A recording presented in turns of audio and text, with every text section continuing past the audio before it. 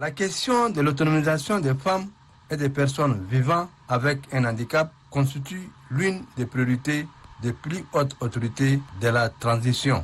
Soucieuse de traduire dans les faits cette priorité, la ministre des Transports terrestres et de la Sécurité routière, dans le cadre de la 16e étape de la tournée du chef de l'État, a bien voulu inviter sa collègue du genre et de la solidarité nationale à Bardaï.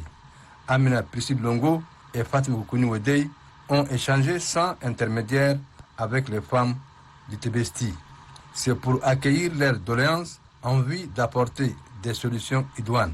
Sur les champs, une coordination des femmes du Tibesti et une autre pour les personnes vivant avec un handicap ont été mises en place pour mieux bénéficier de l'appui du ministère du genre. Pour permettre à ces deux coordinations d'être opérationnelles, le ministre Amina Priscille Longo a remis une enveloppe de 500 000 francs CFA aux femmes et 200 000 francs CFA aux personnes vivant avec les handicaps. Ne pouvant pas rester indifférente, la ministre des Transports terrestres et de la Sécurité routière, Fatima Goukouni Wedei, en qualité de fille de la province, a également mis à la disposition à ces deux organisations une enveloppe conséquente. Elle s'est également engagée à recruter à titre personnel une sage-femme pour l'hôpital provincial de Bardaï. La ministre octroie aussi une bourse d'études en Algérie pour la meilleure bachelière de la province du Tibesti.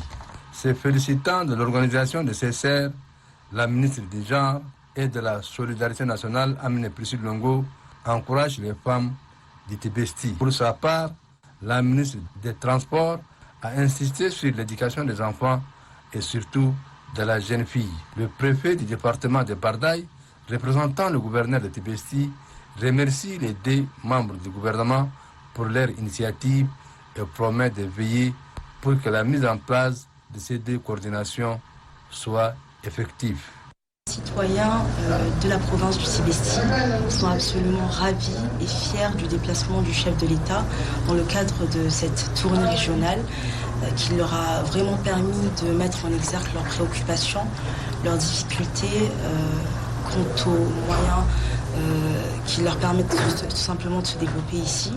Et donc il a été question d'aborder un certain nombre de questions liées à la construction d'un certain nombre d'infrastructures de transport, infrastructures routières, des châteaux d'eau également, des conditions sécuritaires également qui ont été annoncées.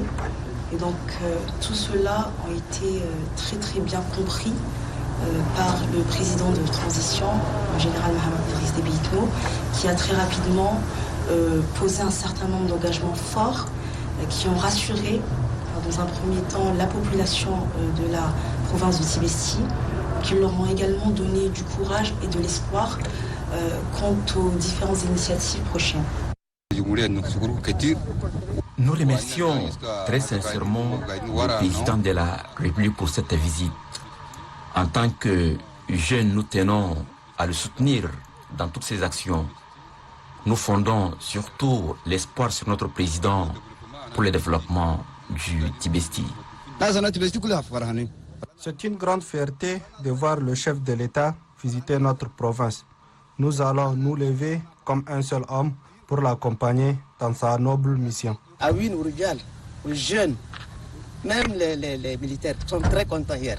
Nous, femmes, avec tous nos enfants, jeunes, bref, tous, sommes très contents de la venue du chef de l'État et surtout des bonnes décisions prises en faveur de la sécurité et de la paix dans le Tibesti.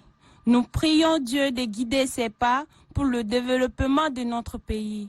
Au nom des jeunes, tout le Tibesti est derrière le président de la République. Sa venue dans notre province nous réconforte. Nous en sommes fiers. C'est pourquoi nous les remercions très sincèrement.